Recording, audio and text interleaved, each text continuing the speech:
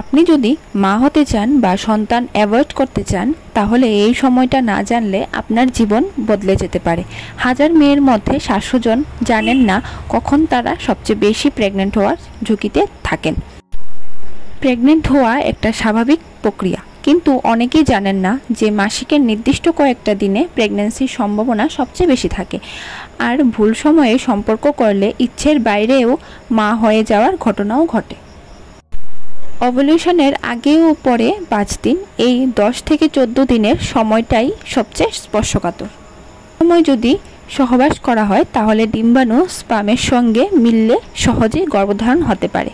এই কারণে অনেক মেয়েরাই না জেনে ভুল সময়ে সম্পর্ক করে অনিচ্ছাকৃতভাবে মা হয়ে যান। তবে যদি আপনি মা হতে চান, এটাই আপনার সেরা সময়।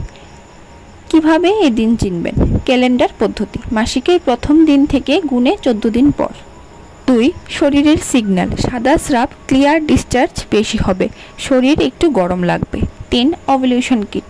ওষুধের দোকানে পাওয়া যায়, প্রেগন্যান্সি টেস্টের মতোই সহজ। অনেকেই ভাবেন মাসিকের ঠিক পরে বা শেষে গর্ভধারণ হয় না, কিন্তু ভুল। আপনার সাইকেল যদি ছোট হয়, মাসিক শেষ হওয়ার 3 থেকে 4 দিন পরেও ওভ্যুলেশন হতে পারে।